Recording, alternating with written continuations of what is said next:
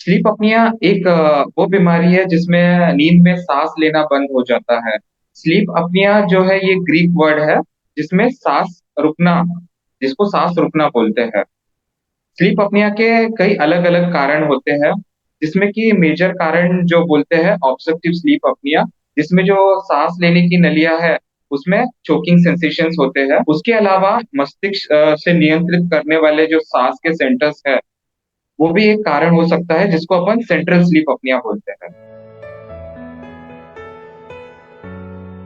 विभिन्न प्रकार के स्लीप अपनियाज हो सकते हैं, जैसे कि ऑब्स्ट्रक्टिव स्लीप अपनिया है, सेंट्रल स्लीप अपनिया है। ये सारे जो कारण है भिन्न अलग अलग बीमारियों के कारण हो सकते हैं।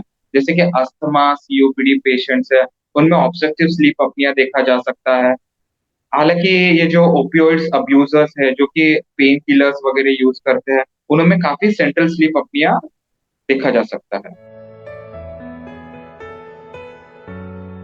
स्लीप अपनिया के कई लक्षण हो सकते हैं, जैसे कि आपके जो बाजू में जो सोने वाले व्यक्ति है, वो आपको हमेशा आपको कंप्लेन करेंगे कि आप नींद में काफी खर्राटे लेते हो, स्नोर करते हो।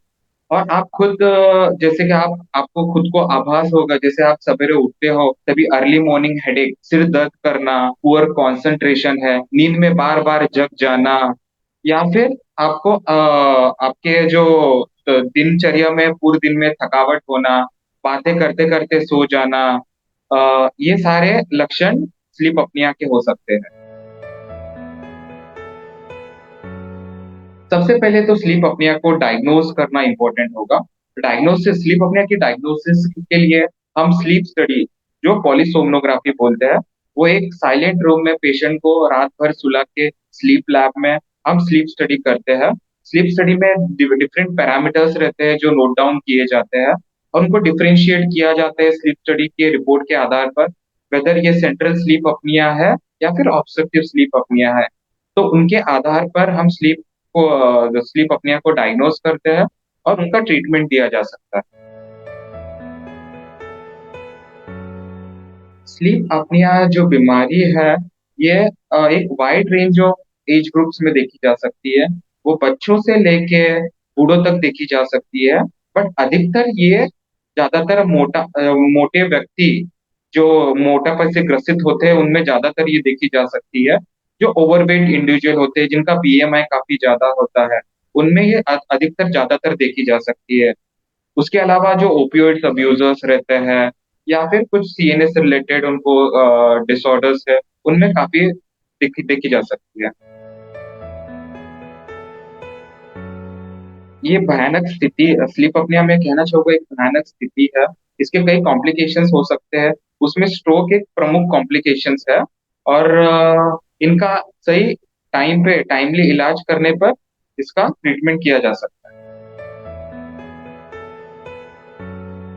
स्लीप अपनिया का जो मेजर ट्रीटमेंट पॉइंट है, इसमें लाइफस्टाइल मॉडिफिकेशन सबसे इम्पोर्टेंट है। कहते हैं कि स्लीप अपनिया के जो मेजोरिटी ग्रुप ऑफ पेशेंट्स रहते हैं, उनमें ओबेसिटी काफी पाई जाती है। तो ओबेसिटी यानी कि वेट लॉस रिडक्शन से काफी पेशेंट्स में मददगार सिद्ध हुआ है। एटलीस्ट 10% वेट लॉस करने पर काफी स्लीप अपनिया के सिम्टम्स कम होते जाते हैं। स्लीप अपनिया के ट्रीटमेंट के लिए हम जो ट्रीटमेंट मेजर पार्ट है, उसमें सीपैप मशीन, जो मशीन रहती है जो रात में लगाई जाती है, इस ये मेजर रोल प्ले करती है ऑब्स्ट्रक्टिव इवेंट जो मेजर एयरवेज रहते हैं उनको कोलैप्स करने से प्रिवेंट करने के लिए। उसके अलावा कुछ ओरल अप्लायंसेस भी अवेलेबल है मार्केट में, जो काफी हद तक ओरल एयरवेज को प्रिवेंट करते हैं कोलैप्स होने से। उसके अलावा जॉ सर्जरीज भी अवेलेबल है, और कुछ सीएनएस ड्रग्स है जो अवेलेबल है, जो हेल्प करते हैं स्लीप अपनिया प्रिवेंट करने में।